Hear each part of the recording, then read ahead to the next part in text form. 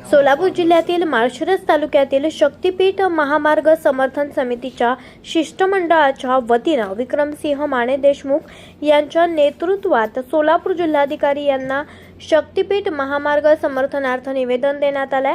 सदर निवेदनात खालील विविध मागण्या त्या निवेदनातून मांडण्यात आलेल्या आहेत। यामध्ये शक्तीपीठ महामार्ग माळशिरस तालुक्यातील नेवरे, जांभूड, विठ्ठलवाडी, माळखांबी, वेळापूर, निमगाव, मगराचे, त्याचबरोबर गारवड, तरंगफळ, चांदापुरी आदींसह इतर गावांतून जात आहे। या शक्तीपीठ महामार्गात बाधित शेतकऱ्यांच्या शेत जमिनीला शासनाकडून दिला जाणारा मोबदला अधिकचा असावा। ज्या गावांचा रेडिएटर दर कमी आहे त्या बाधित शेतकऱ्यांच्या शेत जमिनीला देखील चांगला मोबदला देण्यात यावा। तसेच सदर ठिकाणची स्थळ पाहणी करून योग्य पद्धतीने सर्वेक्षण योग्य तो मोबदला दिला जाणार असल्याची माहिती सोलापूर जिल्हाधिकारी यांनी दिली। ज्या शेतकऱ्यांच्या शेत जमिनी शक्तीपीठ महामार्गात संपादित होणार आहेत, तसेच या शक्तीपीठ महामार्गावर हॉटेल आणि फूड स्टॉल होणार आहेत, त्यामध्ये बाधित शेतकऱ्यांना प्रथम प्राधान्य देण्यात यावे।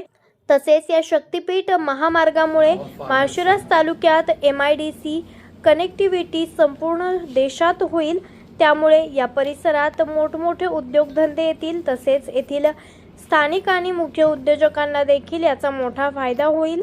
या शक्तीपीठ महामार्गालगतचा जो सर्व्हिस रोड जाणार आहे तो सर्व्हिस रोड 5 मीटरचा करण्यात यावा, जेणेकरून शेतकऱ्याला मोठा फायदा होईल। निवेदन देतेवेळी पत्रकार निनाद पाटील, धनंजय माने देशमुख, त्याचबरोबर संदीप माने देशमुख, राहुल माने देशमुख, विराज घाडगे, भैया मेलगे यांसह इतर मान्यवरही उपस्थित होते। शक्तीपीठ महामार्गामध्ये स्वतः बाधित नसून देखील या शक्तीपीठ महामार्गाला विरोध करतात। त्या संदर्भात आम्ही आमच्या ज्या काही तक्रारी होत्या आदरणीय कलेक्टर साहेबांना सांगितल्या। कलेक्टर साहेबांनी आमच्या अडीअडचणी ऐकून घेतल्या। जवळपास 40 मिनिटं सकारात्मक चर्चा झाली आणि आमच्या ज्या काही शंका होत्या त्या शंकांचं कलेक्टर साहेबांनी समाधान केलं आणि या माळशिरस तालुक्यातील 12 गावातून शक्तीपीठ महामार्ग जावा, त्यामुळे शक्तीपीठ महामार्गामुळे माळशिरस तालुक्याच्या विकासाला चालना मिळेल, बळकटी मिळेल असं आम्ही आदरणीय कलेक्टर साहेबांना सांगितलं आणि कलेक्टर साहेबांनी देखील आश्वस्त केलं की मी स्वतः माळशिरस तालुक्यामध्ये येऊन फक्त आणि फक्त बाधित शेतकऱ्यांशी बोलून त्या ठिकाणी त्यांच्या शंकाचं समाधान केलं जाईल आणि लवकरच येत्या आठवड्याभरात 15/2ची नोटीस निघेल आणि 15/2ची नोटीस निघाल्यानंतर हार्डली जुलै एंड किंवा ऑगस्टच्या फर्स्ट वीकमध्ये शेतकऱ्यांना त्यांच्या जमिनीचा, विहिरीचा, पाईपलाईनचा, बोरवेलचा, झाडांचा मोबदला कसा मिळणार हे जाहीर केलं जाईल असं आम्हाला त्यांनी आश्वस्त केलेलं। या ठिकाणी शक्तीपीठ महामार्गास विरोध करणारे लोक देखील याच 12 गावातील आहेत, परंतु ते लोक बाधित बऱ्यापैकी त्यामध्ये बाधित लोक नाहीत। आज आम्ही शक्तीपीठ महामार्गास समर्थन करणाऱ्या जवळपास 80% लोकांचं